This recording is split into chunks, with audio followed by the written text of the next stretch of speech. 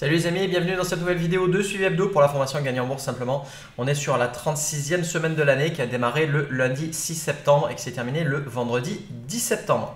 Au niveau des marchés actions européens et américains, les marchés ont connu une baisse partout sur l'ensemble de nos indices de référence dans des volumes pas mal inférieurs à la moyenne, surtout aux États-Unis. Et pour cause, puisque lundi était fermé aux États-Unis, donc le Nasdaq et le NYSE n'étaient pas ouverts. Donc la baisse s'est échelonnée entre moins 0,39% pour le CAC 40 à moins 1,69% pour le NYSE. Tout ça en hebdomadaire sur la tendance de fond, la tendance globale, ça ne change pas grand chose parce que ce n'est pas assez puissant pour nous faire basculer de la zone verte vers la zone orange. Donc tous les marchés restent bien en zone verte en tendance haussière. En journalier, par contre, comme vous pouvez le constater sous vos yeux, l'Allemagne et le Royaume-Uni sont déjà repassés en zone orange, c'est-à-dire sans réelle tendance. On n'est pas sur une belle tendance haussière comme en zone verte ou sur une belle tendance baissière comme en zone rouge. Et les autres marchés, eux, sont encore en zone verte et ont plutôt bien résisté pour les marchés américains, mais ils sont proches de la zone orange comme on va le voir dans un instant dans Pro Real Time. Vous voyez les deux cases blanches lundi pour le Nasdaq et le NYSE puisqu'il n'y avait pas de cotation ces journées-là. Ça veut dire que ce n'est pas la peine de faire tourner les screeners le lundi soir ou le mardi matin puisque vous obtenez les mêmes résultats que la séance d'avant, c'est-à-dire du vendredi dernier, le dernier jour de cotation. Voilà, donc dans l'ensemble, les US respirent un petit peu, c'était attendu, c'est normal et c'est sain qu'il y ait des petites corrections comme ça, passagères de temps en temps. Il n'y a pas de quoi paniquer ni de raison de tout arrêter pour le moment, il n'y a aucun signe de retournement majeur de tendance. Donc les marchés américains respirent un petit peu. L'Europe continue de piétiner depuis plusieurs semaines, voire plusieurs mois et continue d'hésiter. Donc on regarde tout ça plus en détail maintenant dans Pro Real Time. Alors le Nasdaq a affiché une forte baisse cette semaine, pas la plus forte baisse mais pas loin, moins 1,61% sur la semaine. Le Nasdaq qui continue d'évoluer au sein d'un canal haussier. Vous voyez qu'en hebdomadaire on est bien enfoncé en zone verte et la zone orange qui démarre avec la moyenne mobile ici rouge à 50 semaines. On en est loin, donc on est bien enfoncé en zone verte. On a une baisse des volumes avec, sans grande surprise, la séance de lundi en moins, donc que 4 jours de cotation au lieu de 5. Donc c'est normal qu'on ait moins de volume que d'habitude. On est sur la partie haute du canal haussier. On est en train de repartir légèrement à la baisse. On va regarder en journalier. Voilà, donc quasiment que des séances négatives. Ça a démarré tout doucement et ça s'est accéléré lors de la séance de vendredi avec une augmentation des volumes. Donc voilà, on temporise un petit peu sur le Nasdaq. On est sur la partie haute du canal haussier. Il n'y a pas de raison de paniquer. Pour le CAC 40, le scénario est quasi similaire à celui du DAX. Moins 0,39% de baisse. On évoluait depuis un moment dans un canal haussier. On est sur la partie basse de ce canal haussier maintenant. On est de nouveau sur une résistance aux alentours des 6700 points, résistance horizontale sur laquelle on bute à plusieurs reprises. Donc on est bien enfoncé en zone verte en hebdomadaire, pas de souci de ce côté-là. Par contre, en zoomant un peu plus, hop, en sortant la loupe en journalier, voilà, on voit qu'on bute sur ces 6700 points, 6690 points. Sur lequel on bute depuis plusieurs séances maintenant, depuis 3-4 semaines. Voilà, donc grosse prudence sur le CAC 40 et ce n'est pas nécessairement là où il fallait chercher des positions à la hausse. Au niveau des opportunités actions de la semaine, vous l'avez bien compris, il faut continuer de privilégier les marchés américains. Est-ce que ça veut dire qu'il faut complètement ignorer les marchés européens et pas du tout faire tourner des screeners? Non. Si vous êtes un petit peu à court d'opportunités sur les marchés américains ou si vous voulez élargir vos horizons d'investissement, c'est une bonne idée de faire tourner quand même les screeners rapidement et de ne pas ignorer complètement les marchés européens. D'ailleurs, on va regarder quelques opportunités sur les marchés européens lors de ce suivi hebdo. Donc lors des dernières vidéos de suivi hebdo, on a parlé de différentes techniques propres au programme Gagner en bourse simplement, donc GEBS. On a vu la technique de base de GEBS. Ensuite, on a vu la hausse exponentielle ou la hausse expo. Et maintenant, on va regarder une autre technique, la technique qui s'appelle le gadin imprévu sur des hausses. Donc c'est une technique qui est un petit peu contrarienne, qui est plus compliquée à utiliser et un petit peu plus risquée aussi. Par contre, les résultats sont en général plus forts et plus rapides. Donc cette technique, elle est à utiliser avec parcimonie. et elle est particulièrement adaptée, particulièrement appropriée quand les marchés font un accident de parcours, une chute soudaine. Donc qu'est-ce qu'on va chercher avec ce gadin imprévu? Ben, tout simplement, on est dans une grande tendance haussière bien enfoncée en zone verte et d'un coup, sorti de nulle part, on a une chute sur une bougie rapide, en général avec un gap baissier ou pas, mais une belle bougie rose. Et dans ces cas-là, on sait qu'on est dans un grand mouvement de hausse. On a une chute passagère. On va aller chercher le rebond à la hausse juste derrière. Il y a quelques conditions à bien vérifier parce que il y a pas mal de pièges autour de cette technique. Notamment les éléments à bannir absolument, c'est d'avoir deux moyennes mobiles 50 et 200 jours particulièrement plates. Parce que, alors, elles n'ont pas besoin d'être forcément proches, mais par contre, si elles sont trop plates, d'accord, ben, ça indique qu'il ne se passe pas grand chose sur les cours et sur l'action en question. Et du coup, ben, le signal risque d'être un petit peu faussé. Pareil, s'il y a eu un climax run haussier juste avant le signal, c'est-à-dire un peu un bouquet final sur la hausse, dans les 5-10 dernières bougies, il faut passer votre chemin. S'il y a déjà eu des signes de retournement qui ont commencé, on va voir de nombreux exemples de ce côté-là, mais si on a une belle tendance haussière et puis qu'on a déjà un gros signe de retournement qui est amorcé et qu'ensuite on a le gain imprévu, il ne faut surtout pas rentrer en position, c'est beaucoup trop dangereux. Et autre élément à bannir aussi, c'est si on a déjà eu un gadin imprévu assez récemment dans les 20 dernières bougies et qu'on en a de nouveau un deuxième. En général, on a déjà épuisé un petit peu le potentiel de ce genre de technique et il vaut mieux passer à autre chose. Ça, c'est les éléments à bannir. Au niveau des éléments à éviter, c'est pas rédhibitoire, mais il vaut mieux éviter d'en avoir trop. C'est premièrement un gadin qui est trop faible en pourcentage. Vous avez un pourcentage d'un demi %, 1%, 2%, en gros moins de 3%. C'est pas la peine d'aller chercher ça. Vous allez être obligé d'allouer trop de capital pour un gain qui va être suffisamment intéressant par rapport à vos autres positions ouvertes en parallèle à ce moment-là. Si jamais vous avez une bougie bleue par exemple sur le gadin, c'est à éviter. C'est pas très positif, ça veut dire qu'il y a une présence des acheteurs, les vendeurs ont fait chuter les cours, les acheteurs ont essayé de reprendre le dessus et n'y sont pas arrivés. Donc ça montre un petit peu une faiblesse de la part des acheteurs.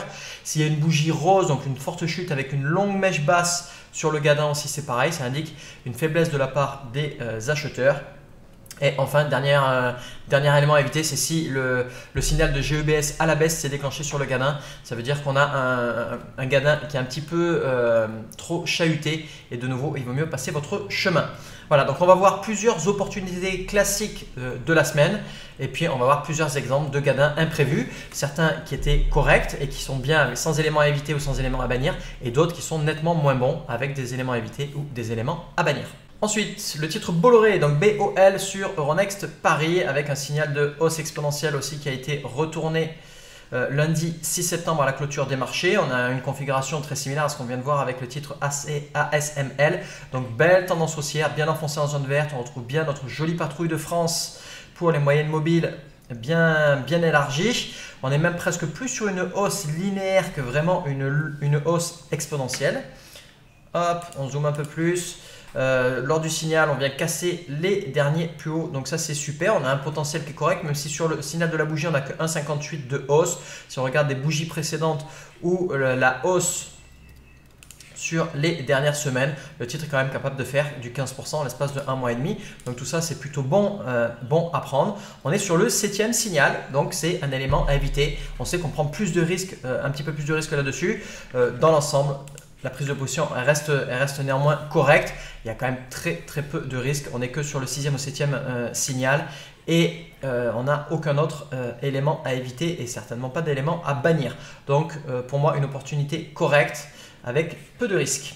Le titre BSL sur le marché allemand avec de nouveau une hausse exponentielle. Donc on retrouve une belle patrouille de France là qui s'est matérialisé récemment. Alors, il y avait plein d'autres opportunités pour rentrer sur le titre avant. Le titre a bien consolidé depuis en juin, juillet, début août. On a fait une soucoupe ici. Hop, on est retourné en zone orange. Le top départ a été redonné le 5 août suite à une annonce de résultats semestriels qui a eu lieu le jour même. On est reparti fort à ce moment-là. Et derrière, on a eu de nouveau d'autres opportunités pour rentrer avec la hausse exponentielle. Donc, on a remis les compteurs à zéro là. Et le 11 août, c'était le tout premier signal. Le signal de lundi de cette semaine, on est sur le 6e signal. Donc, jolie patrouille de France avec le top départ le 5 août. Belle cassure des derniers plus hauts Tout ça, c'est positif. Au niveau des éléments à éviter, on est sur un 6e signal. Le signal du 23 août, là, le deuxième signal, est bien meilleur que ce qu'on a pu avoir là le 6 septembre. Le signal du 23 août, on n'est que sur le deuxième signal. On a un joli rebond sur la moyenne mobile à 14 jours. On vient casser les derniers plus hauts, les dernières résistances, etc. Donc ça, c'est extrêmement positif. Il vaut beaucoup mieux rentrer sur un signal de hausse exponentielle comme celui du 23 août que de rentrer sur celui du 6 septembre. Celui de 6 septembre reste quand même correct. On est seulement sur le 6e signal. On a un tout petit peu étendu. C'est quasiment tout ce qu'il y a au niveau des éléments à éviter. Donc pour moi, c'est une opportunité correcte. Risquée à la limite. J'ai accepté risqué aussi. À bannir, je ne vois pas du tout pourquoi certains d'entre vous ont identifié cette opportunité comme à bannir. Donc pour moi, c'est une opportunité correcte. On a eu une chute assez sévère vendredi à la clôture des marchés avec une forte augmentation des volumes. Il ne faut pas trop paniquer. Le stop loss est encore loin normalement. Donc tenez bien votre position. Alors on a une reprise après une petite consolidation. On rentre tout juste. On est très proche de la zone orange. On frôle la zone orange à plusieurs reprises. On rebondit ici. Donc tout ça, c'est super.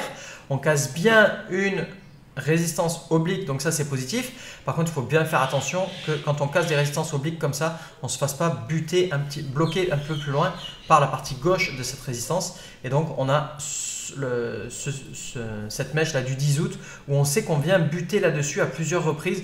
On a toute cette zone de résistance ici aux alentours des 309 points. 310 points où on sait que ça bloque et donc derrière ça ne sert à rien de rentrer là-dessus. On sait de nouveau qu'on va venir bloquer et piétiner à ce niveau-là. C'est exactement ce qui s'est passé le lendemain. On a réouvert plus ou moins sur ce seuil-là et on est reparti fortement à la baisse. Donc en reprenant vraiment les fondamentaux de cette technique, on a une moyenne mobile 50 et 200 qui sont trop éloignées l'une de l'autre. Elles se sont croisées en ce que j'appelle un gros ciseau. Donc au lieu d'être vraiment croisées à plat comme ça, elles sont croisées de manière très verticale. Elles ne sont pas du tout écrasées. Et on a une bougie du coup lors du signal qui est loin au-dessus de ces deux moyennes mobiles. Donc je vous renvoie sur le cours de cette technique-là, mais c'est vraiment pas une belle opportunité. Et donc en plus on a cette résistance au-dessus de la tête avant l'objectif de 1R. Donc c'est à bannir sans hésiter. Allez, on regarde maintenant des gadins imprévus, des exemples de gadins imprévus cette semaine. On va commencer avec des exemples corrects. Hop, voilà. Donc, on a un titre qui repart bien en zone verte, hop, depuis environ un mois. Et ensuite, hop, on fait un sommet le vendredi 3 septembre avec un signal de hausse exponentielle qui se déclenche. Et derrière, sorti un petit peu de nulle part, cette chute soudaine le mardi 3 septembre. Le titre nous est retourné par le screener. Le but, c'est de rentrer le lendemain en position et d'aller chercher l'effacement de cette baisse assez rapidement. On y est arrivé en l'espace de 3 bougies.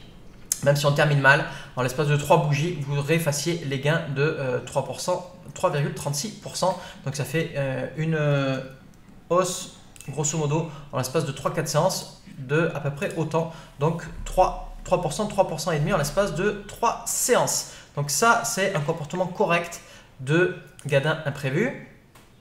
En voilà un autre, encore plus beau. Voilà, bien enfoncé en zone verte. On a même le signal de hausse exponentielle qui s'est déclenché à de nombreuses reprises. Et ensuite, sorti un petit peu de nulle part. Alors, on a une toute petite bougie rose au préalable, mais elle est pas catastrophique. C'est normal qu'on ait des petites bougies roses et des petites bougies bleues aussi. Et d'un coup, là, sorti de nulle part, le vendredi 10 septembre, une grosse chute des cours avec une grosse augmentation des volumes. On vient buter sur la moyenne mobile à 50 jours. Hop, donc tout ça, c'est extrêmement positif pour un gadin imprévu. Il faut rentrer en position là lundi matin à l'ouverture des marchés pour aller chercher le rebond. Autre exemple, le titre PMTS. Alors, il y a du bon et du moins bon. Le titre nous a été retourné de nouveau à la clôture des marchés jeudi 9 septembre. Là, c'est beaucoup moins bon. Par contre, on avait un signal aussi le 19 août. Alors ça, c'est super. On repart bien en zone verte. On part fort à la hausse. On a une chute soudaine sortie de nulle part. Derrière, on prend position à l'ouverture des marchés le vendredi 20 août. Et en l'espace de 4 bougies, on vient réavaler cette baisse passagère pour aller chercher grosso modo un gain de 23% en l'espace de 4 séances seulement.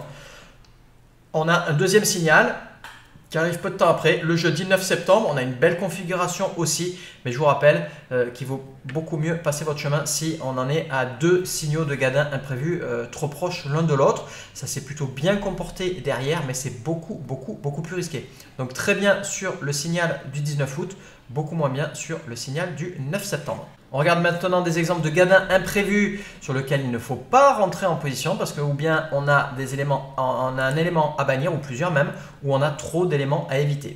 Voilà, donc ce titre-là, un titre vous voyez qui piétine depuis de nombreux mois, qui passait de la zone verte à la zone orange et puis qui est repassé brièvement en zone verte. On est venu faire un sommet ici le 13-14 août, mais on n'est pas arrivé à redépasser les derniers plus hauts. On repart de plus belle à la baisse. On refait un sommet le 3 septembre. On arrive tout juste à casser ce dernier sommet et toujours pas le précédent. Et donc on sait derrière que ou bien ça va buter ici, ou bien ça va rebuter un tout petit peu au-dessus. Donc pour moi, c'est pas du tout positif. Et derrière ce signal de Gadin imprévu le 7 septembre, il faut passer votre chemin. Voilà, donc pour conclure cette vidéo de suivi hebdo, petit retour sur la technique du Gadin imprévu. Je vous rappelle, c'est une technique qui est contrarienne, qui est utilisée avec parcimonie pour profiter justement des accidents de parcours passagers et surtout pas des gros retournements de tendance qui sont en train de se mettre en place. Et le gros avantage de cette technique, c'est qu'il y a des gains forts et rapides à la clé, donc à utiliser avec parcimonie. Voilà, je vous remercie d'avoir regardé cette vidéo de suivi hebdo en entier. Je vous souhaite un agréable week-end et on se retrouve le week-end prochain pour le prochain suivi hebdo. Bye bye!